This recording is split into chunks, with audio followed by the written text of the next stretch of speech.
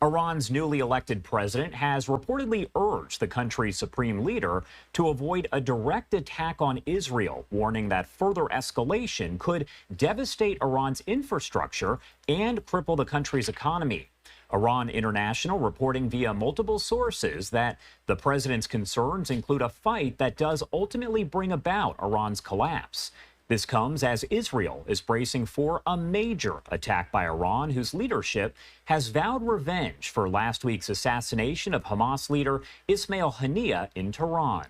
Israel now has not claimed responsibility for Haniyeh's death, but did admit it was behind the strike in Beirut that killed Hezbollah's second-in-command, both of which happened within a matter of hours. That has led some Israeli officials to say the Hezbollah terror group might actually launch a major attack on Israel even before Iran does. Do want to discuss all the latest developments, and as you saw there are quite a few of them. Let's bring in Bill Raggio, a senior fellow and editor of the Long War Journal at the Foundation for Defense of Democracies. Bill, good to see you again. Thanks so much for being here. Good morning, Josh. Great to see you. All right, so first I do want to talk about that report that is now circulating that Iran's new president has urged the supreme leader there not to directly attack Israel. We know kind of the motivation from the report, but my question for you, does the supreme leader really listen to the president, especially when we're talking about a new leader that has just been inaugurated? The supreme leader holds ultimate authority in Iran, and he will do what he wants to do. The most influential group within Iran that he might listen to, it would be the Islamic Revolutionary Guard Corps. The president, it's more of a figurehead position, and often the Iranians put their president out as a moderate, but they're moderates in name. If these reports are true, I doubt that the new president is going to say what he said without the approval of the Iranian regime. This could be an effort at misdirecting the Israelis, misdirecting the West, and putting it out there that, you know, Iran really is a moderate. This president really is, Iran is a moderate state, and this president is moderate. But anything is such, as we've witnessed in the Middle East since even before October 7th of last year. Iran is directing this web of terror organizations. Its goal is the destruction of Israel and ejecting the U.S. from the Middle East. That supersedes everything. Yes, Iran could be hurt in an Israeli counterstrike, but you know, I don't think the president comes out and says what he says without having approval from his masters, and that being the supreme leader. And as you mentioned, Iran obviously does control Hezbollah, at least in some way. Hezbollah is a proxy of Iran. So the U.S. has said that they actually believe that overall Hezbollah is kind of a quote-unquote wild card at this point. They don't believe that Iran will directly attack Israel. Again, that is coming from U.S. officials. But they do say that they believe Hezbollah will attack. Why might that be if Hezbollah is controlled by Iran? Yeah, so the relationship between Iran and its proxies are complicated. Iran will not ask the proxies like Hezbollah to do anything that it can't do or isn't willing to do or wouldn't be able to sustain. So if Hezbollah is to launch a massive attack against Israel, then it is doing so with the approval and support of the Iranian regime. Iran may be looking to do something like conduct an assassination of an Israeli official overseas or a high-profile Israeli individual, or it may be all in on a major attack. But allowing Hezbollah to strike while Iran sits back, that could be a goal of the Iranians. That could further their goals. And also, again, I think Iran may be trying to position itself as being reasonable here. But we should not fall for the trap of a moderate Iran. Again, it is anything but, Josh. And Israel's defense minister on that same note, Yoav Gallant, did warn that Hezbollah's leader, Hassan Nasrallah, quote, may drag Lebanon into paying extremely high prices. They can't even imagine what might happen. So my question for you, do the people of Lebanon really support Hezbollah? Where do they stand with the actual civilians there that live in Lebanon and call it home? This is a very complicated issue. Hezbollah certainly has a large support base within Lebanon.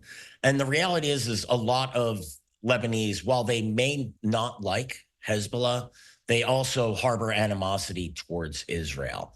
So, for instance, in that attack that killed 12 Druze children, the head of the Druze movement in Lebanon, while he condemned that attack, he also condemned Israel at the same time. So you have this complicated a dynamic between the individuals like Walid Jumblat. He's afraid of Hezbollah, but he also doesn't like Israel. So the Hezbollah can't count on the full support of the Lebanese people. But the fact is that Hezbollah dominates the military situation in Lebanon. If Hezbollah wants to attack Israel, it will do so. It's not going to concern itself too much about the price that the average Lebanese person will have to pay for conducting an attack that's going to lead to and certainly lead to a massive retaliation by the Israeli state.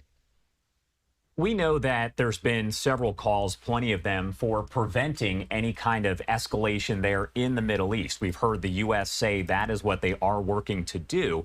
But we also heard from Iranian media that the chief commander of Iran's army said Wednesday in this quote, "The Zionist regime will soon receive a strong and definite response, and there's no doubt about it." So my question is that pretty much an empty threat, I guess, or is there actually some truth to it?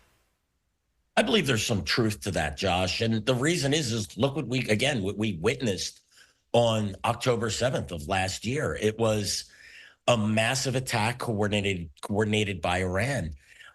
What that's going to look like, what the chief of the Iranian army thinks that a massive response, a deadly response, looks like, that's the question. It can be Hezbollah. It can be Iran launching attacks in conjunction with Hezbollah, in conjunction with the Iraqi militias, with the Houthis, and possibly attacks in the West Bank by Iranian-supported proxies in the West Bank, and whatever resources Hamas has. Hamas launched rockets into Israel and forced an evacuation there. So Hamas isn't finished in Gaza as well. So it could be that, or it could be allowing one of its proxies to conduct an attack while the Iranians conduct some type of more assassination or covert type operations overseas. We don't know.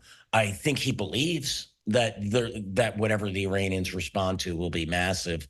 But keep in mind, the U.S. intelligence thought that attack, a massive response from the Iranians, would occur within 24 to 48 hours of the assassination of Haniyeh. So we're trying to read the tea leaves. We have information, but it's not perfect, as we've seen. That response hasn't come.